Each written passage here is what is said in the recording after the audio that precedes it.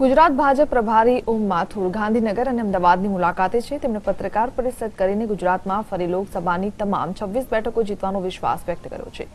ઓમ માથુરે કહ્યું કે કેન્દ્ર સરકારે સવર્ણોને 10% અનામત આપી છે, તેનો ગુજરાતે સૌથી પહેલા અમલ શરૂ કર્યો। ઓમ માથુરે કોંગ્રેસ અને વિપક્ષોના ગઠબંધનને લઈ આકરા પ્રહાર કર્યા। તેમણે કહ્યું કે દેશને લૂંટનારાઓને સત્તા માટે ગઠબંધન કર્યું। આ ગઠબંધન કેટલું ચાલશે તેની ખબર નથી। तो यूपी में सपा बसपाए कांग्रेस माटे मात्र 2 ज बैठकों छोड़ी होवाने लईने पण राहुल गांधी सामे प्रहार कर्या। 2014 लोकसभा चूंटणी में 26 सीट जीताड़वामां जेनो सिंह फाळो छे तेने वधु एक वखत जवाबदारी सौंपाई छे गुजरातनी। तेनी साथे सीधी बात करीशुं। सर, 2014 के इलेक्शन में आपको यहाँ के जो चुनावी प्रभारी बनाए गए थे, फिर एक बार आपको जवाबदारी सौंपी गई है, लेकिन माहौल अलग है। 14 और 19 के चुनाव में पड़कार बहुत है। कैसे दोबारा गुजरात में 26 सीट बीजेपी को जिताएंगे? मैं आपके प्रश्न से आधा सही मानता हूं, आधा गलत मानता हूं। माहौल अलग है, ये सही है, लेकिन फटकार कुछ नहीं है। मान के चलिए 2014 में हम नेतृत्व लेके गए थे और 2019 में नेतृत्व द्वारा किया गया गांव गरीब किसान यानी विकास का काम वो लेकर के हम जा रहे हैं। पूरे देश के लगभग 5 करोड़ परिवारों को सीधा सीधा पहली बार आजादी के बाद सीधा सीधा लाभ हुआ है, वो लेकर के जा रहे हैं। इसलिए 14 से भी हम प्लस में हैं, ये मान के चलिए। तो आपका आधा प्रश्न सही, आधा गलत है। 2019 हम विकास विकास विकास को लेके जाएंगे। और एक और ध्यान रखिए, 2014 में हम 5-6 स्थानों पर थे, आज हम 17 प्रदेशों में हमारा राज है।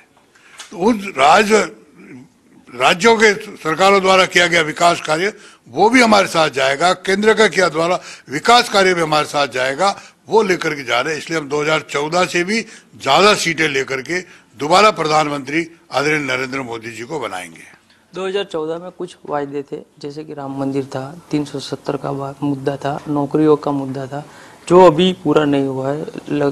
काम उस पर चालू है, मुद्दा कोर्ट में है। आप खाली ये 3 मुद्दे क्यों याद रख रहे हो? पूरा घोषणा पत्र लेकर बैठिए आप हमारा 2014 का। हमने वो काम किए जो आज तक किसी ने नहीं किए। लेकिन भारतीय जनता पार्टी संविधान से बंधी है। इस देश में संविधान सर्वोच्च है, क्योंकि राम मंदिर का मुद्दा कोर्ट में चल रहा है, सुप्रीम कोर्ट, और इसमें प्रधानमंत्री जी ने बहुत स्पष्ट आप लोगों के बीच में कर दिया है पूरा लाइव। और इसलिए निश्चित मानिए भारतीय जनता पार्टी के प्रत्येक कार्यकर्ता की पूर्ण आस्था है कि राम मंदिर, भगवान राम की जन्म स्थान पर भव्य राम मंदिर बने, और निश्चित मानिए वो काम भी पूरा करेंगे हम। कुछ मुद्दे जो हैं विपक्ष हैं बड़े जोर शोर से उठा रहे हैं, बेरोजगारी का मुद्दा हो, किसानों का मुद्दा हो, ऐसे मुद्दे पे वो हावी हो रहे हैं। किस प्रकार से 19 के चुनाव में उसको हम अपने प्रचार में रखेंगे? मुझे लगता है कि विपक्ष को मुद्दा उठाना चाहिए, अच्छी बात है। हर मुद्दे पे डिबेट करनी चाहिए, ये भी अच्छी बात है। और जितना काम हमने किया 4.5 वर्षों में, विपक्ष उसकी तुलना करे किसी दल ने नहीं किया आज तक, चाहे वो किसानों का हो, चाहे बेरोजगारी का हो, चाहे डेवलपमेंट का हो।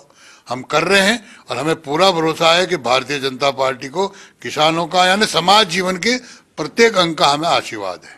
सर, गुजरात की बात करें, जो 17 का इलेक्शन हुआ 99 सीटें आई, अभी एक जीते 100 सीटें हो गई, लेकिन सौराष्ट्र के कुछ प्रांत है, ग्रामीण इलाका है, 15 जिले ऐसे हैं जिसमें खाली 8 सीट जीते हैं। मतलब आधा गुजरात जो है जिसमें ग्रामीण इलाकों में बीजेपी हारी है।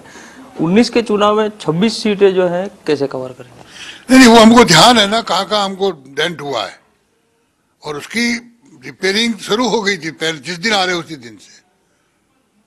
तो वो आप चिंता मत करिए, भारतीय जनता पार्टी चुनाव देख के चुनावी तैयारी नहीं करती और प्रोसेस लगातार चलाती रहती है।